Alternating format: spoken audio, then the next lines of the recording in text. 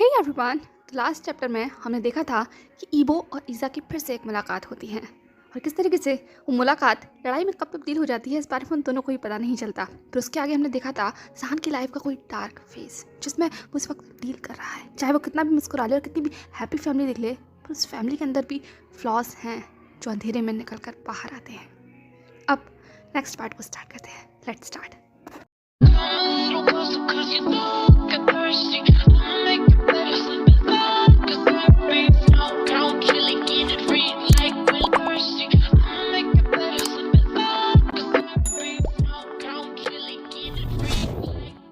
अगला दिन सुबह 5 बज रहे थे। सूजन का घर। सूजन अभी रात की शिफ्ट से लौटी थी और वो बहुत थकी हुई थी। वो जैसे ही घर के अंदर आई, घर हमेशा की तरह शांत था। जैसे कि उसने एक्सपेक्ट किया था सब सो ही रहे होंगे, ये सोचकर वो अपने रूम में जाने ही वाली थी कि तब इसे रियलाइज होता है कि योजा के रूम की लाइट जली हुई है। उसने अपने मन में कहा, क्या आंट मैरी लाइट बंद करना भूल गई? ये कहते हुए वो योजा के रूम में पड़ गई थी और जैसे उसने धीमे से दरवाजा खोला, सामने का नजारा देखकर वो थोड़ी देर शॉक हो गई, क्योंकि योजा और आंट मैरी तो अपने बेड पर सो रहे थे, पर कोई एक शख्स था जो जाग रहा था और वो कोई और नहीं बल्कि ईज़ा था, जिसके हाथ में उसका छोटा सा वही बैग था जो कल शान देकर गया था और वो वहीं बेड पर बिल्कुल किसी बॉल की तरह बैठा हुआ था और वहीं खिड़की के बाहर देख रहा था। सूजन को ये देखकर थोड़ा सा धक्का तो लगा था, लेकिन वो धीमे से कमरे के अंदर आती है। फिर उसने उतनी धीमे से कहा, ईज़ा। जैसे ही उसने ईज़ा को बुलाया, ईज़ा एकदम से चौंक गया, जैसे कि वो फ्लिंच कर उठा हो। लेकिन सूजन ने बहुत हौले से उसके सर पर हाथ रखते हुए कहा, बेबी क्या हुआ? ये कहते हुए वो उसके पास बैठ गई थी और उसे अपनी लैप में ले लिया। ईज़ा ने अपना सर सूजन की चेस्ट में रखते हुए कहा, आंट मुझे डैड के पास जाना है। सूजन ने कहा, डैड के पास? ईज़ा ने कहा, हाँ, डैड ने प्रॉमिस किया था कि वो रात को आएंगे, बट वो नहीं आए। हाँ, मुझे डैड के पास जाना है। I miss him. प्लीज़ सूजन आंटी, मुझे डैड के पास ले चलो। सूजन ने कहा, बेबी लेकिन अभी तो बहुत मॉर्निंग हो रही है, डैड ज़रूर शायद वर्क पर होंगे, अभी आए नहीं होंगे ना, वरना वो तुम्हें लेने आ जाते। ईज़ा ने कहा, आप एक बार चलिए ना प्लीज़, हम घर चलें। ये कहते हुए वो बहुत इनोसेंट आइज से सूजन की तरफ देखने लगा। सूजन की हिम्मत ही नहीं हुई कि वो उसे मना कर सके, इसीलिए उसने ईज़ा को गोद में उठाया, उसे बहुत अच्छे से एक कोट से कवर किया और उसने धीमे से कहा, ठीक है हम चलते हैं, चले। ये कहते हुए उसे हक कर वही बाहर ले जाने लगी, क्योंकि बाहर अभी मौसम बहुत ठंडा था, इसीलिए उसने ईज़ा को कम्प्लीटली ग्रैब कर रखा था और बहुत टाइटली होल्ड कर रखा था। और इस बीच में वो उससे बात भी कर रही थी। सूजन ने पूछा, ईज़ा बेबी रात को सोए थे? ईज़ा ने कहा, आंट मुझे नींद ही नहीं आई। सूजन ने कहा, बैड हैबिट, डैड को अगर पता चला तो बहुत गुस्सा करेंगे, तुम्हें सोना चाहिए था ना। ईज़ा ने कहा, पर डैड के बगैर नींद ही नहीं आ रही थी और ऊपर से डैड मेरा फेवरेट टॉय लाना भी भूल गए थे। I try my best but nothing happened. ये तो उसने पाउट बनाते हुए सूजन की तरफ देखा। सूजन को सच में उस पर बहुत प्यार आ रहा था, इसलिए उसने उसे मुस्कुराते हुए बस गले लगा लिया। अब फाइनली वो लोग जहान के घर पर पहुंच गए थे। सूजन और जहान के घर के बीच की दूरी सिर्फ एक कोर्टयार्ड भर की ही थी, इसलिए ज़्यादा समय नहीं लगा। और जैसे ही सूजन ने मेन डोर देखा, वो समझ गई थी कि जहान घर पर ही है। सूजन ने कहा, बेबी लगता है तुम्हारे डैड घर पर ही हैं। ठीक है, तो उसने एक मुस्कुराहट देते हुए ईज़ा की तरफ देखा। ईज़ा ने कहा, यस आंट वो घर पर ही होंगे, जरूर वो सोच रहे होंगे कि मैं सो रहा हूँ, इसलिए वो मुझे लेने नहीं आए, हम उन्हें सरप्राइज करूंगा। ठीक है, तो वो हंसने लगा। सूजन ने कहा, हाँ हाँ सरप्राइज करेंगे, ओके। इससे पहले कि वो आगे बढ़ते, एकदम से सूजन को रियलाइज होता है कि उसका फोन वाइब्रेट करने लगा। उसने कहा, ईज़ा बेबी आई थिंक कॉल आ रहा है, वेट अ मिनट, आंटी को देखने दो, हो सकता है उनके वर्क प्लेस से हो। हाँ ठीक है, तो उसने ईज़ा को वहीं ज़मीन पर उतार दिया था और अपने पर्स में से वो फ़ोन निकालने लगी। वो फ़ोन शफल कर ही रही थी तभी ईज़ा दरवाज़ा खोलकर अंदर चला जाता है। सूजन ने कहा, बेबी। ईज़ा ने कहा, डोंट वरी आंट, आप कॉल ले लीजिए, डैड घर पर ही होंगे, मैं डैड को ढूंढता हूँ। ठीक है, तो वो अंदर चला गया था और सूजन ने भी फ़ोन उठा लिया, क्योंकि सामने सैम का नाम शो हो रहा था। सैम का नाम, इसका मतलब कॉल इग्नोर नहीं किया जा सकता, इसीलिए जैसे उसने फ़ोन उठाया, अगली आवाज़ सैम की थी। सैम ने लगभग इरिटेट होते हुए कहा, क्या तुम्हें जहान के बारे में पता है? सूजन ने कहा, एक्सक्यूज मी। सैम ने कहा, मैं कुछ पूछ रहा हूँ, क्या तुम्हें जहान के बारे में पता है? मैं उसे रात से कॉल कर कर परेशान हूँ। सूजन ने लगभग चौंकते हुए कहा, जहान? आई थिंक वो तो घर पर है, घर का दरवाजा खुला हुआ है। सैम ने कहा, वो घर पर है? वो रात में जॉब पर नहीं आया, मैंने उससे पूछा था क्या वो आएगा, उसने मुझे सिर्फ केयरलेसली जवाब दिया कि वो नहीं आएगा। मैं सोच रहा था वो मजाक कर रहा होगा, इसलिए मैंने उसे ट्राई किया, बट ही वॉज अनरीचेबल। क्या वो सच में घर पर है? सूजन ने कहा, आई डोंट नो, मैंने चेक नहीं किया। सैम ने कहा, वो डिस्टर्ब लग रहा था, जाकर चेक कर आओ, हो सकता है उसकी हालत खराब हो। सूजन ने कहा, माय गॉड, ईज़ा उसके पास जा रहा है। सैम ने कहा, रोको उसे, यू बेवकूफ, रोको उसे। ये कहते हुए सैम चिल्लाने लगा। सूजन ने कहा, वेट अ मिनट। ये कहते हुए वो बस दौड़ी थी अंदर। वहीं दूसरी तरफ जैसे ही ईज़ा घर के अंदर आया था, उसने अपनी चेयरफुल वॉइस में कहा था, डैड। क्योंकि मोस्ट ऑफ द टाइम ऐसा होता था, जब जहान लेट वर्क से लौटता था तो वो बस ड्राइंग रूम में काउच पर बैठ के ही आराम करता था और ईज़ा को वहीं मिलता था, इसीलिए ईज़ा ने चेयरफुल वॉइस में पुकारा था। पर आज कुछ स्ट्रेंज था। फर्स्ट ऑफ ऑल तो घर में कोई भी लाइट नहीं चली हुई थी। ईज़ा ने तुरंत घर के लेआउट को पहचानते हुए उस सेक्शन में गया जहाँ पर स्विच बोर्ड था। उस लाइट को ऑन किया, लेकिन एक बार फिर से उसे डिसअपॉइंटमेंट होती है क्योंकि काउच पर कोई भी नहीं था। अभी से थोड़ा सा डर गया था, इसीलिए वो अपने छोटे छोटे कदमों से रूम की तरफ दौड़ने लगा। वो जहान के कमरे पर गया और उसे खोलते हुए कहा, dad are you there? But अंदर भी अंधेरा था, कोई भी नहीं था। ईसा दौड़ते हुए स्टडी में गया, पर स्टडी भी खाली थी। फिर किचन में गया, किचन भी खाली थी। ज़्यादा बड़ा वो घर नहीं था, इसलिए ईसा को ज़्यादा टाइम नहीं लगा हर तरफ देखने में। पर एक जगह पर आकर वो रुक गया, एक रूम। जब सान पूरे घर में कहीं नहीं है तो हो सकता है सान उस रूम में हो। ये रूम जहाँ पर ईसा को जाने की इजाज़त नहीं है। इनफैक्ट ईसा को क्या, किसी को भी जाने की इजाज़त नहीं है। पर ईसा सान को सच में ढूंढना चाहता था, इसलिए वो यहाँ आ गया। उसने सॉफ्टली उस डोर पर हाथ रखा। दरवाज़ा बहुत ऊंचा था, इसीलिए वो नोब तक नहीं पहुँच पा रहा था, लेकिन फिर भी उसने सॉफ्टली उसे नॉक करते हुए कहा, डैड क्या आप अंदर हैं? ठीक है, तो ईसा की आवाज़ बहुत शेक कर रही थी। वहीं दूसरी तरफ दरवाजे के कम्प्लीटली अंधेरा था। हर एक शख्स वहीं ज़मीन पर लेटा हुआ था। वो पूरी तरीके से अनकॉन्शियस है या कॉन्शियस है, इस बारे में अंदाज़ा नहीं लगाया जा सकता। उसे बहुत सारी आवाज़ें सुनाई दे रही हैं, बहुत सारी। इसीलिए उसका माइंड इस वक्त किसी डिल्यूजन में है। उसे ईसा की भी आवाज़ आ रही है, लेकिन वो आवाज़ किसी और आवाज़ के साथ रिप्लेस हो रही है। वो उठना चाहता है पर वो उठ नहीं पा रहा। उसकी पूरी बॉडी कम्प्लीटली अकड़ी हुई है। उसकी आंखों से आंसू निकल रहे हैं। वो कुछ कहना चाह रहा है बट अनफॉर्चुनेटली आवाज़ बाहर नहीं निकल पा रही। वहीं दूसरी तरफ ईसा इम्पेशेंट हो रहा था। वो लगातार दरवाजे को और ज़ोर ज़ोर से नॉक करने लगा। उसने कहा, डैड डैड क्या आप यहाँ हो? प्लीज़ डैड जवाब दीजिए, आर यू देयर? डैड ईसा वांट यू प्लीज़। ठीक है, तो वो और ज़्यादा नॉक करने लगा। तभी सूजन एकदम से भाग कर आती है। उसने ईसा को गोद में उठाते हुए कहा, ईसा बेबी डैड यहाँ नहीं है। ठीक है, तो उसने ईसा को हक करने की कोशिश की, बट ईसा ने तुरंत रिबेल होते हुए कहा, नो आंट डैड यहीं है, डैड यहीं है। एक one second, he was in the room, please aunt open the door please. ठीक है, तो वो सूजन से प्लीड करने लगा। सूजन ने कहा, बेबी डैड यहाँ नहीं है। सैम अंकल से मेरी बात हुई थी, उन्होंने मुझे बताया कि डैड अभी अपने वर्क प्लेस पर ही हैं। उनकी फ़ोन डिस्चार्ज हो गया था, इसलिए वो तुम्हें कॉल नहीं कर पाए। डैड यहाँ नहीं है। ठीक है, तो वो ईसा को मनाने लगी, पर ईसा की वो बड़ी बड़ी आंखों में आंसू आ चुके थे। उसने कहा, सच्ची डैड यहाँ नहीं है? सूजन ने कहा, हाँ बेबी डैड यहाँ नहीं है। बाकी उसका मन बहुत ज़्यादा खट्टा हो रहा था इस छोटे से बच्चे से झूठ बोलते हुए, लेकिन अभी सिचुएशन संभालनी थी। ईसा ने कहा, बट मुझे लगता है डैड अंदर है। ठीक है, तो ईसा ने अपनी छोटी सी फिंगर से उसी डोर की तरफ इशारा किया। सूजन ने ईसा का हाथ पकड़ते हुए कहा, बेबी तुम जानते हो ना इस रूम में कोई नहीं जा सकता। ईसा ने कहा, बट व्हाई? सूजन ने कहा, आई डोंट नो, डैड का सीक्रेट है और हमें सीक्रेट को इन्वेल्ड नहीं करना चाहिए, ये बैड हैबिट होती है। ठीक है, तो ईसा ने अपनी बड़ी बड़ी आंखों से सूजन की तरफ देखा। सूजन ने कहा, ओके। ईसा ने कहा, okay but I want to go there because I think dad ने अंदर कुछ छुपाया हुआ है। आपको पता है, जब भी वो इस रूम के अंदर जाते हैं बहुत लंबे वक्त तक बाहर नहीं आते हैं। आई थिंक वो अंदर बहुत एंटरटेन होते होंगे ना, दैट्स वाई उन्हें बाहर की कोई याद ही नहीं रहती। ईसा की भी याद नहीं रहती। ज़रूर वो कुछ ना कुछ फन करते होंगे। ठीक है, तो वो सूजन की आंखों में देख रहा था। वो ऐसा कुछ बोल तो रहा था पर उसके वर्ड शेक कर रहे थे। सूजन ने तुरंत ईसा को गले लगाते हुए कहा, नो बेबी ऐसा कुछ नहीं है, डैड तुमसे सबसे ज़्यादा प्यार करते हैं, he loves you a lot. अब हम घर चलें? ईसा ने कहा, बट आई डोंट।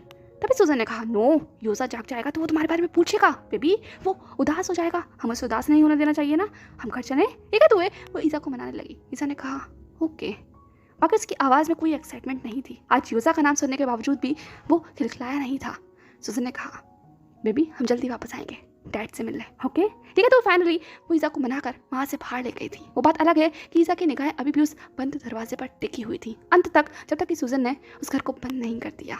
वो बहुत टेंस नजर आ रही थी। वो बार बार मुड़कर उस घर की तरफ देख रही थी, बिल्कुल ईसा की ही तरह। पर अभी उसे स्पेस देना होगा। वो जानती है जब भी इस तरह की सिचुएशन आती है स्पेस मस्ट है। अब 2 दिन के बाद सूजन ईसा को स्कूल छोड़ने जा रही थी और बीच बीच में वो उससे बात भी कर रही थी। वो बात अलग है कि ईसा का मूड बिल्कुल भी अच्छा नहीं था और वो सूजन से कोई बात नहीं कर रहा था। सूजन ने कहा, बेबी कब तक नाराज रहने वाले हो? पर ईसा ने कोई जवाब नहीं दिया। सूजन ने कहा, आंट प्रॉमिस कर रही हैं आज तुम्हारे लिए आइसक्रीम लेकर आएंगी, बताओ कौन सा फ्लेवर खाना है? ईसा ने अभी भी कोई जवाब नहीं दिया। सूजन ने कहा, ओह लगता है मेरा बेबी मुझसे बहुत ज़्यादा नाराज है। ईसा ने लगभग मुंह फुलाते हुए कहा, आपने मुझसे झूठ बोला। सूजन ने कहा, हाँ मैंने झूठ बोला, बट क्या? ठीक है, तो मुझसे गोद में लेकर बस में बैठ गई थी। ईसा ने मुंह बनाते हुए कहा, आपने कहा था डैड आएंगे बट वो नहीं आए। सूजन ने कहा, हाँ बेबी मैंने कहा था, बट मैंने ये भी कहा था ना वो वर्क पर गए हुए हैं। ईसा ने कहा, उन्होंने मुझसे कॉल पर भी बात नहीं की। सूजन ने कहा, हाँ बेबी क्योंकि वहाँ पर फोन अलाउड नहीं है।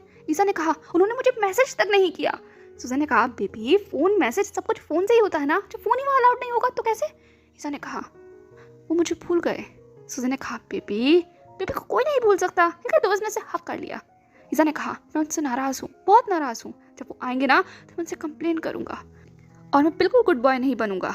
मैं बिल्कुल भी वेजिटेबल्स नहीं खाऊंगा और मैं ठीक है, तो वो ईज़ा बहुत सारी बातें कहने वाला था, अभी सूजन ने उसे शांत करते हुए कहा, इतना गुस्सा बिल्कुल भी अच्छी बात नहीं है बेबी। अगर डैड को पता चला तो उनका तो हार्ट ब्रेक हो जाएगा। ठीक है, तो वो ड्रामेटिकली एक्ट करने लगी। ईज़ा ने पाउट करते हुए कहा, नो, मैं उन्हें पनिश करूंगा ताकि अगली बार वो ऐसा कुछ भी ना करें और ईज़ा को छोड़कर जाने से पहले सोचें। ठीक है, तो वो घूर कर देख रहा था और उसकी आंखों में वो गुस्सा देखकर एक पल के लिए तो सूजन भी थोड़ी शॉक थी, लेकिन फिर उसने ईज़ा को मनाते हुए कहा, ओके ओके ओके, जो तुम्हें करना हो अपने डैड के साथ कर लेना, ठीक है, वो जल्दी वापस आने वाले हैं। ईज़ा ने पूछा, कब? आपको कोई आइडिया है? सूजन ने कहा, मे बी आज। ईज़ा ने कहा, सच्ची? ठीक है, तो वो अपनी बड़ी बड़ी चार्मिंग आइज से देखने लगा। सूजन ने कहा, देखते हैं, अभी तुम्हारा स्कूल आ गया है, स्कूल जाओ। ये कहते हुए उसने फाइनली ईज़ा को स्कूल में ड्रॉप किया और वो अपने वर्क के लिए निकल गई थी। वहीं दूसरी तरफ लगभग 4 घंटे के बाद फाइनली स्कूल ओवर हो गया था। नहीं को वो बस ओवर होने ही वाला था और ईज़ा वहीं बच्चों के साथ प्लेग्राउंड में खेल रहा था। काफ़ी सारे बच्चे थे वहाँ, मीज़ा भी थी। आज दोनों के बीच में फिर से लड़ाई हुई थी और इस चीज़ ने टीचर को बहुत गुस्सा दिलाया था और उन्होंने पनिश किया था दोनों बच्चों को कि वहीं गार्डन में बैठकर एक दूसरे के साथ फ्रेंडशिप करेंगे। तो वो यही करने का ट्राई कर रहे थे। वो बात अलग है कि दोनों अभी भी मुंह बनाकर बैठे हुए थे। मीज़ा ने कहा, तुम बहुत एरोगेंट हो। ईज़ा ने कहा, आई डोंट केयर। मीज़ा ने कहा, तुम मेरी बात बिल्कुल भी नहीं सुनते हो, मैं तुमसे एल्डर हूँ। ईज़ा ने उसे काउंटर अटैक करते हुए कहा, but we are in the same class. मीज़ा ने कहा, इससे क्या फर्क पड़ता है, बट मैं तुम्हारी सीनियर हूँ और तुम्हें मेरी बात माननी चाहिए। ईज़ा ने मुंह फुलाते हुए कहा, मैं तुम्हारी बात नहीं मानूंगा, बिल्कुल भी नहीं, बिल्कुल भी नहीं। ये कहते हुए वो अपनी बेंच से उतर आया था। मीज़ा ने कहा, तुम? ये कहते हुए उसने ईज़ा को पुश कर दिया और ईज़ा वहीं जमीन पर गिर गया। उसने कहा, तुम बहुत बुरी हो। ये कहते हुए ईज़ा मीज़ा की तरफ देखने लगा। तभी वहाँ पर टीचर आ गई। उन्होंने कहा, तुम लोग फिर लड़ रहे हो? ये कहते हुए उन दोनों बच्चों को डांटने लगी। ईज़ा ने कंप्लेन करते हुए कहा, मैं नहीं लड़ रहा था टीचर, इन्होंने मुझे पुश किया। पर जैसे ही ईज़ा ने ये कहने की कोशिश की, मीज़ा ने कहा, नो मैम, मैंने इसे पुश नहीं किया, इनफैक्ट ये मुझे पुश करने वाला था, and in fact he tried to insult me. He have no shame teacher, he was so arrogant, his dad didn't touch him anything. जैसे ही मीज़ा ने ये बात कही, ईज़ा का पूरा चेहरा गुस्से से भर गया था। उसने लिटरली मीज़ा को पुश करते हुए कहा, मेरे डैड के बारे में कुछ मत कहना। ये कहते हुए उसे क्लियर करने लगा। टीचर ने तुरंत ईज़ा को मीज़ा से दूर करते हुए कहा, हे मेरे सामने तुम इस तरीके से स्ट्रीट नहीं कर सकते ईज़ा, तुम्हें डैड से कंप्लेन करनी पड़ेगी। पर ईज़ा के फेस पर बिल्कुल भी फ्लिंच नहीं था। इनफैक्ट वो अभी भी मीज़ा को क्लियर कर रहा था। वहीं मीज़ा उसे बहुत ज़्यादा अजीब निगाहों से देख रही थी और उसके फेस पर स्मिक था। टीचर ने ईज़ा से कहा, जाओ जाओ ग्राउंड में और वहीं खड़े रहोगे तब तक जब तक कि तुम्हारे डैड नहीं आ जाते। ईज़ा ने कहा, टीचर? ठीक है, तो उसने टीचर की तरफ देखा, पर टीचर उसके फेस पर एक गुस्सा था जो कि ईज़ा के लिए था। और जैसे ही उसने ये कहा, फाइनली ईज़ा को पनिशमेंट देने के लिए जाना ही था और वो वहाँ से चला जाता है। वहीं दूसरी तरफ मीज़ा अभी भी बहुत शेमलेसली हंस रही थी। टीचर ने मीज़ा से कहा, उसे बुली करना बंद करो। मीज़ा ने कहा, पर टीचर? टीचर ने कहा, तुम्हें क्या लगता है मैं जानती नहीं हूँ? तुम्हारी मॉम का यहाँ पर इन्फ्लुएंस है, इसका मतलब ये नहीं है कि तुम हर एक बच्चे को बुली करोगी। ये फर्स्ट एंड लास्ट वार्निंग है जब मैं तुम्हें छोड़ रही हूँ। इसके बाद मुझे नहीं पता, मैं प्रिंसिपल से कंप्लेन कर दूंगी। ये कहते ही वो मीज़ा को वहीं डांट कर चली गई थी। वहीं मीज़ा अभी भी ईज़ा को घूर रही थी। अब लगभग आधे घंटे के बाद ईज़ा अभी भी ग्राउंड में खड़ा हुआ था। उसका पूरा फेस लिटरली लाल हो गया था उस धूप में खड़े रहने से, और ऊपर से ठंडी हवाएं भी चल रही थी जिससे उसकी नोज भी पिंक हो गई थी। उसे छींकें आ रही थी, लेकिन फिर भी वो डिटरमाइन तरीके से वहीं खड़ा हुआ था। उसे पता था उसने कुछ भी गलती नहीं की है, पर वही बात किससे कहे। अब इस वक्त उसे डैड की अपनी बहुत याद आ रही थी। यही सोचते हुए और देखते हुए अचानक से उसकी निगाहें वहीं एक फ्लावर पर पड़ती है। वो बहुत ब्यूटीफुल फ्लावर गार्डन था। ईज़ा के फेस पर मुस्कुराहट आ गई। उसने कहा, वाओ रोजेज, डैड को रोजेज बहुत पसंद है। ये कहते हुए वो हल्का सा खुदकता हुआ वहाँ चला गया था, बट अनफॉर्चुनेटली रोजेज के अंदर बहुत सारे कांटे भी थे। उन्हें तोड़ने की कोशिश कर रहा था तो वो कांटे उसके उन छोटे छोटे हथेलियों में चुप गए थे, लेकिन ईज़ा को इस बात की कोई केयर नहीं थी। वो अपने डैड के लिए वहाँ से उन ब्यूटीफुल रोजेज को प्लक करने लगा, एंड इनफैक्ट उसने 5 रोजेज प्लक कर भी लिए थे। पर जैसे ही वो सब कुछ काम कर रहा था तभी पीछे से एक आवाज़ आती है, यू लिटिल ब्रैट। जैसे ही ईज़ा ने आवाज़ सुनी वो एकदम से फ्लिंच कर उठा। उसने पीछे मुड़कर देखा तो सामने कोई और नहीं बल्कि ईबो खड़ा हुआ था। ईज़ा ने लगभग मुंह बनाते हुए कहा, यू क्रूगर अंकल, अब आप यहाँ क्या कर रहे हैं? कहते हुए उन झाड़ियों में से बाहर निकलने की कोशिश करने लगा, पर ईबो ने ये देखा कि उसको कितनी ज़्यादा प्रॉब्लम हो रही है। उसने ईज़ा को लगभग उसके कंधों से पकड़कर उठाने की कोशिश की, पर ईज़ा ने तुरंत ईबो को पुश करते हुए कहा, डोंट टच मी। ईबो ने कहा, मैं तुम्हारी हेल्प कर रहा हूँ, यू स्टूपिड ब्रैट, तुम वहाँ फंस गए हो, कम ऑन ऊपर आओ। ये कहते हुए वो फिर से उठाने लगा, पर ईज़ा ने कहा, मैं खुद आ सकता हूँ, डोंट टच मी। ये कहते हुए उसने एक बार फिर से ईबो को पुश कर दिया था। अब ईबो ने भी ज़्यादा जोर नहीं किया और ईज़ा को पूरा टाइम दिया कि वो वहाँ से निकलकर बाहर आ सके। फाइनली ईज़ा लड़ते झगड़ते ही सही, लेकिन वो उस सारी झाड़ियों से बाहर आ गया था। ईबो ने कहा, मुझे तो लगता था यार स्कूल में बच्चे पढ़ते हैं, पर तुम तो यहाँ पर भी मस्ती कर रहे हो और एक बार फिर से अकेले हो। ईज़ा ने कहा, मैं अकेला नहीं हूँ, वो तो मैं बस। ये कहते हुए उन्होंने अपने फ्लावर को देखा और फिर एक क्यूट से मुस्कुराहट देते हुए कहा, मैंने ये प्लक किए हैं।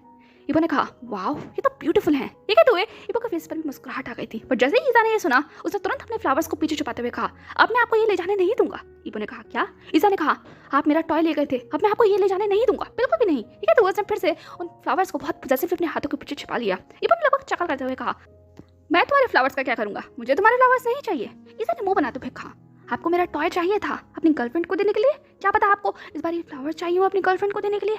मैंने देखा है आंट जब ड्रामा देखती है तो उसमें मेन लीड इस तरीके से फ्लावर देता है, बट मैं आपको नहीं दूंगा। ये कहते हुए वो इबो को घूमने लगा। इबो को समझ नहीं आ रहा था उसे इस बात पर हंसना चाहिए या रोना। ये बच्चा कितना स्मार्ट है, इसे ये भी पता है कि बॉयफ्रेंड गर्लफ्रेंड को क्या देता है। खैर इबो ने अपने सारे थॉट्स को झटकते हुए कहा, ये बताओ तुम्हारे डैड कहाँ है। ईसा ने कहा, आपको क्या काम है उनसे। इबो ने कहा, तुम हमेशा मुझे अकेले दिखाई देते हो, मुझे तुम्हारे डैड से बात करनी है। मुझे भी तो जानना है कि वो उनकी पर्सनैलिटी कैसी है कि वो तुम जैसे इतने छोटे बच्चे को यूं ही अकेला छोड़ देते हैं। ईसा ने कहा, मैं अकेला नहीं हूँ, मैं स्कूल में हूँ। इबो ने कहा, अच्छा तुम स्कूल में हो, क्या तुम्हें पता है प्ले ग्रुप की छुट्टी बहुत देर पहले हो चुकी है, तो तुम अभी तक यहाँ क्या कर रहे हो। ईसा ने लगभग धीमी आवाज में कहा, वो टीचर ने मुझे पनिश किया था। इबो ने लगभग हैरानी से पूछा, पनिश किया था और वो क्यों। ईसा ने कहा, आपको क्यों जानना है। इबो ने कहा, ओ कम ऑन टेल मी, क्यों पनिश किया था। ठीक है, तो वो ईसा के लेवल पर बैठ गया था। ईसा ने कहा, एक्चुअली ठीक है, तो वो फिर से इबो को देखने लगा। इबो ने कहा, okay come on tell me. ईसा ने कहा, मैं आपको नहीं बताना चाहता, आप बुरे हो, बहुत बुरे हो, आप भी उन लोगों की तरह हो जो मेरे डैड को बुरा बोलते हैं। I don't want to talk to you. ठीक है, तो वो ईसा मुंह बनाकर दूसरी तरफ खड़ा हो गया था। इबो ने कहा, हे मैं तुम्हारे डैड के बारे में कब बुरा बोला। ईसा ने कहा, आप बुरे हो, बहुत बुरे। ठीक है, तो उसने फिर से इबो की तरफ देखा। इबो को समझ नहीं आ रहा था ईसा के इन वर्ड्स का मतलब क्या है। वो बस उसकी आंखों में देखने लगा। ये आंखें, जब भी वो इन आंखों में देखता है पता नहीं क्यों एक मैग्नेट की तरह खींचा चला आता है। कुछ देर के लिए वो ऐसे ही शांत पड़ते हैं, तब पीछे से सुजन की आवाज आती है, ईसा। ईसा ने कहा, आंट। ठीक है, तो वो फिर से सुजन की तरफ भाग गया था। इबो भी खड़ा हो गया। सुजन ने कहा, आप यहाँ। ठीक है, तो वो इबो को सस्पिशियसली देखने लगी। इबो ने कहा, हाँ ये स्कूल आई मीन वो कंस्ट्रक्शन साइट मेरी है। ठीक है, तो वो इबो ने पॉइंट किया। सुजन ने कहा, ओह तो आपकी वजह से यहाँ सब कुछ ये सारा मैसअप हुआ है। ठीक है, तो वो इबो को घूमने लगी और उसने ईसा को गोद में उठा लिया। इबो ने कहा, ये मैसअप नहीं है, मैं सब कुछ क्लियर करवा रहा हूँ। सुजन ने कहा, आप कुछ क्लियर नहीं करवा रहे हैं, आप नहीं जानते बच्चों को कितनी प्रॉब्लम हो रही है और हम पेरेंट्स को भी। खैर ठीक है, तो उसने ईसा को गोद में पकड़ा और कहा, तुम्हारे डैड आ गए हैं। ईसा ने कहा, सच्ची। सुजन ने ईसा की नोज पर किस करते हुए कहा, हाँ वो तुम्हें याद कर रहे हैं, कम ऑन घर चले। ठीक है, तो वो ईसा की तरफ देखने लगी। ईसा ने कहा, वाओ आंट, मैंने डैड के लिए रोज तोड़े हैं, उन्हें पसंद आएंगे। ठीक है, तो वो अपने नन्हे नन्हे हाथों में से उन रोजों को दिखाने लगा और उसका ऐसा जेस्चर देखकर सुजन की आंखों में आंसू आ गए थे और होठों पे बस हल्की सी मुस्कुराहट। वहीं दूसरी तरफ इबो ये सब कुछ देख रहा था। वहीं वो चीज़ देख पा रहा था जो अभी तक सुजन ने नहीं देखी थी, और वो थे ईसा के वो छोटे हाथ जो ऑलरेडी बहुत सारे कट से भर गए थे। उसने तुरंत ईसा का हाथ पकड़ने की कोशिश की, पर ईसा ने कहा, हे आप क्या कर रहे हैं। ठीक है, तो उसने अपने आप को सुजन की गोद में छिपा लिया था। सुजन ने भी कहा, आप क्या कर रहे हैं। इबो ने कहा, don't take me wrong but उस बच्चे के हाथ में चोट लगी है। सुजन ने कहा, क्या। ठीक है, तो उसने ईसा की तरफ देखा और फिर उसके हाथों में। सुजन ने कहा, बेबी ये क्या किया। ईसा ने बहुत इनोसेंटली कहा, आंट डैड को रोज पसंद है ना, तो मैं बस उनके लिए प्लग करना चाहता था। आई डोंट नो ये मेरे हाथ में कब लग गया, बट अब हम डैड के पास चलें, इससे पहले ये मुरझा जाए। सुजन ने कहा, तुम भी ना, मैं तुम्हारा क्या करूं, मैं तुम्हें डांट भी नहीं सकती, तुम इतने क्यूट हो, बट डैड तुम्हें जरूर डांटेंगे, ये तुम्हें जरूर डांटेंगे। ठीक है, तो वो ईसा से बात करते हुए आगे बढ़ने लगी। वहीं इबो अभी भी उन दोनों को देख रहा था। चैंग ने पीछे से आते हुए कहा, क्या तुम्हें फिर मिल गया है बच्चा। ठीक है, तो चैंग भी उस बच्चे की तरफ देखने लगा। इबो ने कहा, ये इसी स्कूल में पढ़ता है। चैंग ने कहा, ये तो मैं सुन ही चुका हूँ, खैर अब इस स्कूल के बारे में क्या सोचा है। इबो ने कहा, हमें शिफ्ट करना पड़ेगा वरना इन बच्चों को सच में बहुत प्रॉब्लम होगी। ठीक है, तो वो ईसा की तरफ तब तक दिखता रहा जब तक कि ईसा वहीं बस में बैठकर चला नहीं गया। चैंग ने कहा, ये तो बहुत बड़ा डिसीजन है, तो मैं इसके लिए सभी पेरेंट्स से बात करनी होगी। इबो ने कहा, अरेंजमेंट करूँ कोई कॉन्फ्रेंस या कोई मीटिंग जैसा, ताकि मैं सब पेरेंट्स से बात कर सकूँ। चैंग ने कहा, वैसे 2 दिन के बाद यहाँ पर कोई पॉटरी कॉम्पिटिशन होने वाला है, वहाँ लगभग सभी पेरेंट्स आएंगे, तो तुम एक अच्छा मौका है, वहाँ तुम पेरेंट्स से फेस टू फेस हो सकते हो। इबो ने कहा, ओके अरेंज करो। ठीक है, तो फाइनली वो लोग अपने उस कंस्ट्रक्शन साइट पर लौट गए थे। वहीं दूसरी तरफ फाइनली सुजन और ओवरली एक्साइटेड ईसा घर पर पहुंच गए थे, और इससे पहले कि सुजन ईसा को पकड़ पाती, ईसा बस दौड़ता हुआ घर के अंदर चला गया था। उसे चिल्लाते हुए कहा, डैड। और वहीं अगले ही पल जहान ने भी ईसा को अपनी आर्म खोलकर वेलकम करते हुए कहा, बेबी। फिर क्या था, ईसा तुरंत रॉकेट की रफ्तार से जाता है और जहान को बस गले लगा लेता है। जहान ने भी अपने उस बच्चे को बहुत प्यार से गले लगाते हुए कहा, I miss you sweetheart, I miss you so much. Isa ने कहा, डैड आप बहुत बुरे हैं, यू लेफ्ट मी अगेन। जहान ने कहा, नो बेबी, मैं तुम्हें कभी छोड़कर नहीं गया, मैं तो बस यहीं था। ईसा ने कहा, नो आप नहीं थे, मैं यहाँ आया था। जहान ने कहा, तुम यहाँ आए थे। ठीक है, तो उसने उसे गोद में उठा लिया। सुजन भी अंदर आ गई थी, वो जहान को घूर रही थी और जहान उसे पूरी कोशिश कर रहा था नजरें चुराने की। ईसा ने कहा, डैड मैं आपके लिए कुछ लाया हूँ। ठीक है, तो उसने वही फ्लावर का बुके जहान को दे दिया था। जहान ने कहा, वाओ इट्स सो ब्यूटीफुल। पर इससे पहले कि वो फ्लावर ले पाता, उसकी नजरें ईसा के छोटे छोटे हाथों पर जाती हैं। उसने फ्लावर को हटाते हुए ईसा की हथेली में देखा। उसने कहा, ईसा ये क्या है। ठीक है, तो उलट ईसा को घूमने लगा। ईसा थोड़ा डर गया था अपने डैड की ऐसी आवाज़ सुनकर। उसने अपनी मुट्ठियों को बांधने की कोशिश की, पर जहान ने तुरंत फोर्स करते हुए कहा, ये क्या है। ईसा ने कहा डैड आई एम सॉरी, वो एक्चुअली मैं आपके लिए फ्लावर तोड़ रहा था ना, तो बस ये। जान ने कहा बेबी मैं तुमसे कितनी बार मना किया है, तुम ऐसा कोई भी काम नहीं करोगे जो तुम्हें हर्ट करे। ईसा ने कहा बट मैं ये आपके लिए लाना चाहता था। जान इस बात पर चुप रह जाता है। उसने कहा ये सारी बातें छोड़ो, ये बता तुम स्कूल से बाहर क्या कर रहे थे जो तुमने ये फ्लावर तोड़े? स्कूल के अंदर तो ऐसा कोई फ्लावर नहीं है। ईसा ने कहा डैड मैं बाहर नहीं था, मैं गार्डन में था। जान ने कहा गार्डन में स्कूल आवर के टाइम पर वहाँ क्या कर रहे थे? ईसा ने कहा वो एक्चुअली, ये कहते हुए उसने जान को वो सारी बात बता दी जो स्कूल में हुई थी। और ये सारी बात सुनकर जान लिटरली बहुत गुस्से में आ गया था। उसने कहा क्या टीचर ने तुम्हें पनिश किया? ईसा ने कहा आई एम सॉरी डैड, मैंने उसे पुश किया था। जान ने कहा तुम्हारी गलती नहीं है, उसने तुम्हें पुश कैसे किया? ठीक है तो जान बहुत गुस्से में नजर आ रहा था। सुजन ने जान को रोकते हुए कहा हे तुम बच्चे को डरा रहे हो। जान ने कहा उसने मेरे बेटे को पुश किया और उस टीचर ने उसे पनिश किया, वो भी बिना किसी गलती के। मैं उसके टीचर से बात करूंगा। सुजन ने कहा ओके कर लेना, बट अभी तुम ईसा को डराना बंद करो और तुम इतने टाइम बाद आए हो, एटलीस्ट उसके साथ फादर की तरह बिहेव करो। जान एक पल के लिए शांत हो गया। उसने ईसा को देखा जो ऑलरेडी बहुत स्कैर्ड नजर आ रहा था। जान ने तुरंत हक करते हुए कहा hey baby I am sorry, dad ने तुम्हें डरा दिया? ईसा ने कहा no dad I love you. ठीक है तो उसने बहुत सॉफ्टली जान को हक कर लिया। जान ने भी उसे हक करते हुए कहा I love you too, I love you so very much dear, I love you so so much sweetheart. ठीक है तो उसे सॉफ्टली ईसा के फॉरहेड पर किस किया, फिर उसके बालों पर। सुजन ने कहा ठीक है तो मैं चलती हूँ, तुम फादर और सन एक दूसरे का ख्याल रखना और अपना ये फादरली मोमेंट एंजॉय करना। बाय जान, उसका ख्याल रखना। ठीक है तो वही सुजन लास्ट वार्निंग जान को देकर वहाँ से चली गई थी। वहीं जान अभी ईसा के पूरी तरीके से पैम्परिंग में लग गया था। फाइनली जान ने ईसा को उठाते हुए कहा चलो तो हम बात करने चले। ईसा ने कहा no dad I don't want to go there. जान ने कहा नो नो नो ऐसा नहीं चलेगा, स्कूल से आयो तो अभी हम शावर लेने जाएंगे। ठीक है तो उसने ईसा के उन छोटे से हाथों में से उन फ्लावर्स को हाथ साइड किया, उसके बैग को निकाल कर रखा, उसके शूज़ को, उसके सॉक्स को और उसके फाइनली जैकेट को उतार कर उसने साइड में रख दिया था। और फाइनली फादर और सन की जोड़ी बाथ टब में पहुंच गई थी एक बहुत हॉट और वार्म बात लेने के लिए। जान ईसा को वॉश कर रहा था, तभी जान ने कॉल किया कि ईसा के बाल कुछ ज़्यादा ही बड़े हो गए हैं। उसने कहा बेबी आई थिंक हमें अब बार्बर के पास जाना चाहिए, तुम्हारे बाल बहुत बड़े हो गए हैं। तभी ईसा ने प्रोटेक्टिव अपने बालों को पकड़ते हुए कहा नो डैड आप मेरे बाल नहीं कटवाएंगे। ईसा ने कहा पर क्यों? ईसा ने कहा नो मुझे बड़े हेयर्स चाहिए, आप मेरे बाल नहीं कटवाएंगे। ठीक है तो वो बहुत ज़्यादा पॉजिटिवली अपने बालों को पकड़ कर बैठ गया था। जान को समझ नहीं आ रहा था कि उसे क्या कहना चाहिए। उसने कहा बेबी पर अच्छे नहीं लगते इतने बड़े बाल। ईसा ने पाउट करते हुए कहा डैड आपके भी तो इतने बड़े बाल है ना, I also want that big hairs. जान ने कहा पर मैं तो बड़ा हूँ ना, मैं अपने बालों की केयर कर सकता हूँ। ईसा ने कहा मैं भी कर सकता हूँ डैड, प्लीज़ मैं अपने बाल नहीं कटवाऊंगा। जान ने कहा क्या जिद है ये भी, पर ईसा इस बात को बिल्कुल भी नहीं मानने वाला था। जान ने कितनी बार कहने की कोशिश की पर ईसा अपनी बात पर पूरी तरीके से अड़िग था और जान जानता था अगर उसे थोड़ा और ज़्यादा किया तो फाइनली ईसा इतने टेंट्रम्स दिखाएगा और उससे बिल्कुल बात नहीं करेगा। इसलिए जान ने भी ज़्यादा पुश नहीं किया। और अगले दिन जान ईसा को छोड़ने के लिए स्कूल आया था और स्कूल छोड़ने के बाद वो डायरेक्टली प्रिंसिपल ऑफिस में गया था ईसा से और उससे रिलेटेड जो भी मैटर हुआ था उसके बारे में बात करने के लिए। और मामला इतना ज़्यादा गर्म हो गया कि दोनों पार्टीज लगभग आमने सामने आ गई थी। जान और मीसा की मॉम दोनों एक दूसरे की तरफ क्लियर कर रहे थे। मीसा की मॉम ने कहा आपका बच्चा बहुत ज़्यादा बदतमीज है। जान ने कहा don't you dare to cross your limit, my baby is so obedient, he was perfect. मीसा की मॉम ने कहा परफेक्ट, वो बच्चे को बुली करता है। जान ने कहा एक्सक्यूज मी मैम आप अपनी बेटी की तरफ देखिए, वो बच्चों को बुली करती है और मेरा इज्जत बहुत छोटा है अभी। उस लेडी ने कहा डेफिनेटली वो छोटा है लेकिन वो किसी की रिस्पेक्ट करना नहीं जानता, वो लोगों को पलट कर जवाब देता है। आपने कैसे उसकी परवरिश की है? जैसे ही उस लेडी ने ये कहा जान का गुस्सा लगभग आसमान छू चुका था। उसे चिल्लाते हुए कहा mind your own business, mind your own business. मैं आपको वार्न कर रहा हूँ, आप लेडी हैं इसका मतलब ये नहीं है कि आप कुछ भी बोलती हुई जाएंगी। और दूसरी बात मैंने अपने बच्चे की परवरिश बहुत अच्छे से की है, वो जानता है फ़र्क कि लोगों को किस तरीके से प्यार करना चाहिए और कब अपोज करना चाहिए। और आपकी बेटी कभी कभी ये लिमिट क्रॉस कर देती है। मैं आपको लास्ट वार्निंग दे रहा हूँ, उसके बाद ठीक नहीं होगा।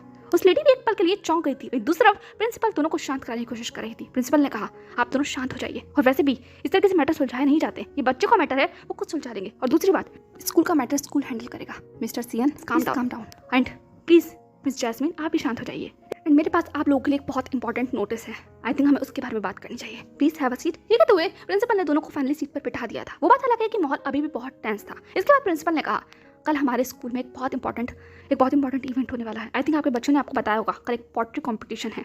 सर ने सिर्फ नोट किया। टीचर ने कहा वेल एंड गुड, तो उस पोट्री कॉम्पिटिशन के साथ साथ हम डिसाइड करना चाह रहे हैं कि हम अपने स्कूल को शिफ्ट करें। सर ने लगभग चौंकते हुए कहा शिफ्ट करें?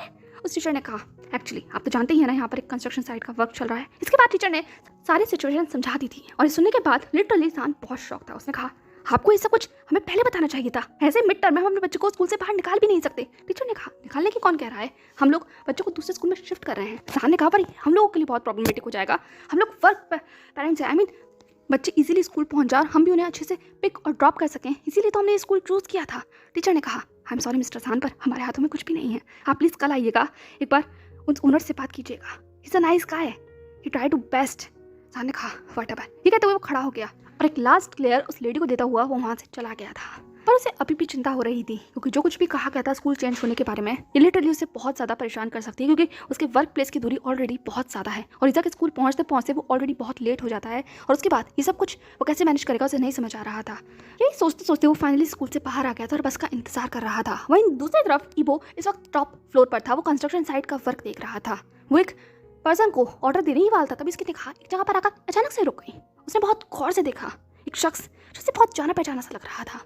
वो इतना ज्यादा खो गया था कि वो लिटरली उस सामने वाले शख्स को इंस्ट्रक्शन देना ही भूल गया। चैंग ने कहा ईबो ध्यान कहाँ है। ये तो चैंग ने ईबो के हाथ में से कंट्रोलर ले लिया था। वहीं दूसरी तरफ ईबो लिटरली पैरालाइज था क्योंकि वो जो कुछ देख रहा था उसे समझ नहीं आ रहा था कि वो उस पर कैसे रिएक्ट करे। वहीं जान उसकी बस आ गई थी, वो बस में बैठकर बस अपनी जगह पर चला गया। वहीं ईबो ने लगभग अपनी थरथराती आवाज में कहा चैंग चैंग।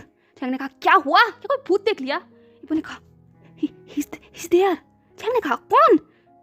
ईबो ने लगभग अपने उस सफेद फेस के साथ कहा आई थिंक मैंने। चैंग ने कहा क्या। ईबो ने कहा आई डोंट नो। ये कहते हुए वो तुरंत वहां से भाग गया। चैंग ने कहा हे तुम्हें हुआ क्या है। पर ईबो रुकने नहीं वाला था, वो बस दौड़ रहा था। वो दौड़कर उसी जगह पर पहुंचा जहाँ पर जान था, पर अनफॉर्चुनेटली वहाँ पर कोई भी नहीं था। ईबो ने अपने बालों को खींचते हुए कहा क्या मैंने धोखा, क्या मैंने वापस एक बार ड्रीम देखा। नो मैं उन्हें नहीं देख सकता।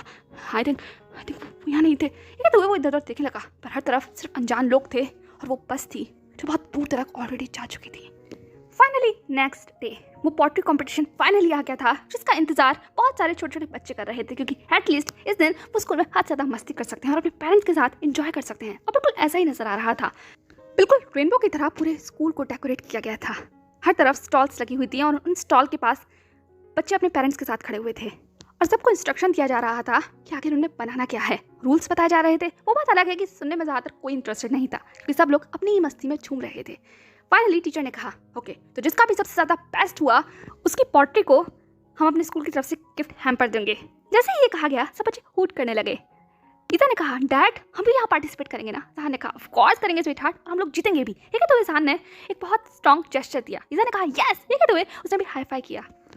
अब कंपटीशन शुरू हो चुका था, सब लोग अपनी अपनी कोशिश कर रहे थे, सब लोग यूनिक आइडियाज़ बना रहे थे और पूरी कोशिश कर रहे थे कि कोई किसी का कॉपी ना करे। वहीं दूसरी तरफ ईजा कंफ्यूज नजर आ रहा था। जहान ने कहा क्या हुआ बेबी, क्या तुम्हारे पास कोई आइडिया नहीं है। ईजा ने कहा डैड आइडिया तो है but I don't know how to make. जहान ने कहा मुझे बताओ क्या बनाना है, हम ट्राई करेंगे। ये कहते हुए जहान ने अपनी स्लीव्स को चढ़ा लिया था और वो अपने सामने पड़ी हुई क्ले को देख रहा था। ईजा ने कहा डैड एक पिंक बनी बनाए। जहान ने कहा पिंक बनी। ईजा ने कहा हाँ बिल्कुल वैसा ही जैसा कि मैंने उसे स्टोर में देखा था। जहान ने कहा बेबी पर मैंने तो नहीं देखा। ईसा ने कहा डैड मैं आपको बताऊंगा, आप बस उसे ड्रॉ करना और फिर हम बना लेंगे। जहान ने कहा तुम भी ना, खैर चलो बनाते हैं। एक बनी ओके। ये कहते हुए जहान उस सॉफ्ट क्ले को शेप देने लगा। ईसा ने कहा डैड उसके लॉन्ग ईयर्स होंगे। जहान ने कहा ओके लॉन्ग ईयर्स। ये कहते हुए उसने उस बनी के लॉन्ग ईयर्स बना दिए थे। ईसा ने कहा हाँ डैड उसके ना पॉइंटी नोज थी। जहान ने कहा ओके पॉइंटी नोज। ईसा ने कहा डैड उसके पिंक लिप्स थे। जहान ने कहा बेबी लिप्स तो पिंक ही होते हैं ना। ये कहते हुए वो गिगल करने लगा। ईसा ने कहा हाँ डैड पिंक कलर कीजिए पिंक कलर। ये कहते हुए वो पिंक पर फोर्स करने लगा। फाइनली जहान ने उस क्ले को एक बनी शेप में कन्वर्ट कर दिया था और उसमें जहाँ ईसा ने जो कलर बोले वो कलर फिल भी कर दिए थे। इस तरह से पूरा 1 घंटा गुजर गया। ईसा ने कहा डैड अब भी कुछ इनकम्प्लीट लग रहा है। जहान ने कहा अब क्या इनकम्प्लीट लग रहा है, ये लग तो रहा है बिल्कुल बनी की तरह। ईसा ने कहा डैड एक हंटिंग मैन बनाइए। जहान ने कहा हंटिंग मैन। ईसा ने कहा हाँ वो अंकल क्रूगर, वो बैड अंकल क्रूगर जो इस पिंक बनी को ले गए थे, डैड वो भी बनाइए। जहान ने कहा बेबी ये तो सिर्फ एक फेयरली कॉम्पिटिशन है ना। ईसा ने कहा नो डैड आप बनाइए प्लीज बनाइए। जहान ने कहा ओके ठीक है कैसे बनाना है। ईसा ने कहा उनके ना बड़े बड़े बाल हैं। जहान ने कहा ओके बड़े बड़े बाल कैसे। ईसा ने कहा वो बिल्कुल जैसे अफ्रीकन जैसे होते हैं ना, बिल्कुल क्रूगर जैसे। जहान ने कहा ये क्रूगर क्या होता है मैं नहीं जानता। ईसा ने कहा डैड आप बहुत ओल्ड फैशनेबल हैं, मैं बता रहा हूँ ना ऐसे बनाइए। ठीक है तो ईसा ईबो का डिस्क्रिप्शन जहान को देने लगा। वो बात अलग है कि वो जितना ज़्यादा ईबो के बारे में बुरा बोल रहा था वो उतना ही ज़्यादा ब्यूटीफुली उसे इमेजिन कर रहा था और वैसे ही जहान को बता रहा था। जहान ने लगभग कंफ्यूज होते हुए कहा ईसा वो बैड अंकल है, तुम दोनों बहुत ब्यूटीफुल अंकल बना रहे हो। ईसा ने लगभग मुंह बनाते हुए कहा डैड वो सच में बहुत बुरे हैं, वो बात अलग है कि वो बहुत ब्यूटीफुल हैं। जहान ने लगभग चकल करते हुए कहा तुम भी ना। ये कहते हुए उसने अपने उन क्ले भरे हाथों से छोटा सा ईसा की नोज पर टैप किया। ईसा ने कहा डैड। ये कहते हुए उसने उसका हाथ दूर कर दिया। फिर उसने कहा डैड फोकस कीजिए उनकी आईज ना बहुत ब्यूटीफुल हैं ब्लैक कलर की। ईसा ने कहा ओके ब्लैक कलर। ये कहते हुए उसने ब्लैक कलर का क्ले फाइनली उस जगह पर ऐड कर दिया था। ईसा ने कहा हाँ उनकी पॉइंटेड नोज है। ईसा ने कहा ओके पॉइंटेड नोज। ईसा ने कहा हाँ और ना ये कहते हुए वो और ज़्यादा डिटेल में डिस्क्रिप्शन को डिस्क्राइब करने लगा। वो पता लगा कि उसकी बेबी बातें जान को आधी समझ में आ रही थी और आधी उसके सर के ऊपर से जा रही थी। लेकिन जो कुछ भी हो, जान और ईज़ा का वो मैच तैयार हो चुका था। वो फनी लग रहा था लेकिन क्यूट लग रहा था। और जब तक वो कंपटीशन खत्म हुआ, बहुत सारे लोगों की निगाहें ईज़ा और जान की उस मेहनत पर आकर टिक गई थी। कुछ हंस रहे थे तो कुछ लिटरली उन दोनों को प्रेज कर रहे थे। टीचर ने भी इंस्पेक्शन करते हुए कहा, वाओ क्वाइट यूनिक ईज़ा, ये क्या बनाया है? ईज़ा ने कहा, एक ब्यूटीफुल एंजल बनी और उसके सामने एक हॉन्टिंग क्रूगर मैन। टीचर ने हंसते हुए कहा, ईज़ा, ये कहते हुए वो ईज़ा के बालों को रफल करने लगी क्योंकि ईज़ा इस वक्त बहुत फनी लग रहा था। पर ईज़ा ने तुरंत उस टीचर के हाथ को दूर करते हुए कहा, डोंट टच मी। टीचर ने कहा, ओके ओके मैं टच नहीं कर रही, बट ईज़ा ये सच में क्वाइट यूनिक है। मिस्टर जान आपने बहुत अच्छा काम किया है। ये कहते उसने जान को प्रेस किया। वो पता लगा है कि वो जान के साथ फ्लर्ट ज़्यादा कर रही थी और ये चीज़ ईज़ा को समझ में आ गई। उसने जान को पॉजिटिवली हक करते हुए कहा, डैड आप मेरी तरफ देखिए। जान ने कहा, हाँ हाँ बेबी मैं देख रहा हूँ। ईज़ा ने कहा, नो डैड आप मेरी तरफ देखिए। जान को समझ नहीं आ रहा था इस सिचुएशन को कैसे हैंडल करें, इसलिए उसने सिर्फ अपॉलोजेटिकली टीचर की तरफ देखते हुए कहा, आई एम सॉरी मुझे संभालना होगा। टीचर ने कहा, ओके आप संभालिए। देखा तो वो मुंह बनाते हुए वहाँ से जा चुकी थी। वहीं दूसरी तरफ फाइनली अब रिजल्ट अनाउंस होने थे। टीचर ने कहा, तो फर्स्ट प्राइज मिलता है मीज़ा और उसकी मॉम जैस्मीन को। जैसे ये कहा गया, आधे से ज़्यादा पेरेंट्स का मुंह बन गया था। ईज़ा ने कहा, डैड उसने फिर से चीटिंग करी। जान ने कहा, कोई फर्क नहीं पड़ता बेबी, हमारा मॉडल सबसे ज़्यादा बेस्ट है। ईज़ा ने कहा, डैड ये कहते हुए बस जान के गले लग गया था। वहीं जान अभी टीचर को घूर कर देख रहा था। पर टीचर ने फिर से अनाउंस किया एंड सेकंड विनर है ईज़ा और उसके डैड मिस्टर सियन। ये कहते के साथ ही सब लोग लिटरली हूट करने लगे। वहीं ईज़ा ने चीयरफुल वॉइस में कहा, डैड हम जीत गए। ये कहते हुए वो टेबल पर उछलने लगा। जान ने कहा, हाँ हम जीत गए। ये कहते हुए वो भी खुश हो रहा था। टीचर ने कहा, प्लीज़ आप दोनों पेरेंट्स का स्टेज पर आकर अपना एक छोटा सा हैम्पर लेना चाहेंगे। टीचर ने सबकी तरफ देखा। ईज़ा ने कहा, डैड हम चलें? जान ने कहा, ओके चलते हैं। ये कहते हुए उसने ईज़ा को उठा लिया था। वहीं दूसरी तरफ मीज़ा और जैस्मीन भी आगे चल रहे थे। जैसे ही वो स्टेज पर जाने वाले थे तभी स्टेज पर कुछ हलचल सी नजर आती है। टीचर ने कहा, एक्सक्यूज मी जेंटलमैन्स, आप लोगों के साथ एक हमारे इंपॉर्टेंट गेस्ट बात करने आए हैं और वही आप लोगों को ये गिफ्ट डिस्ट्रीब्यूट करेंगे। ये कहते हुए टीचर ने माइक छोड़ दिया था। वहीं जान अभी भी अपनी धुन में चल रहा था। उसने ध्यान ही नहीं दिया कि स्टेज पर क्या अनाउंस हो रहा है क्योंकि वो बिजी था ईज़ा के साथ बात करने में। और जब वो स्टेज पर आया तो स्टेज पर ऑलरेडी पिन ड्रॉप साइलेंस था। मीज़ा और जैस्मीन सामने खड़े हुए उस मैग्नेटिक पर्सन से बात कर रही थी। वो पता लगा है कि उस पर्सन का ध्यान बिल्कुल भी उन पर नहीं था। वो बिल्कुल अपने स्टोन फेस के साथ वहाँ खड़ा हुआ था। खैर वहीं दूसरी तरफ सियन और ईज़ा फाइनली स्टेज पर आ गए थे। ईज़ा ने कहा, डैड वो अंकल मुझे वो तो अंकल क्रूगर हैं। ये कहते हुए उसने लगभग शाउट करते हुए कहा। जैसे ही उसने तेज चिल्लाकर ये कहा, ये के कान में भी वो आवाज़ गूंज गई थी। उसने मुड़कर दूसरी तरफ देखा और जैसे ही उसने ईज़ा की तरफ देखा वो एक पल के लिए ईज़ा को घूरने लगा। पर अगले ही पल जब ईज़ा ने चिल्लाते हुए कहा, डैड देखिए ना, ये वही क्रूगर अंकल हैं। अब जाकर जान का ध्यान भी सामने वाले शख्स पर गया था और सामने वाले शख्स का ध्यान भी जान पर, और दोनों एक पल के लिए अपनी जगह पर फ्रोज हो गए थे।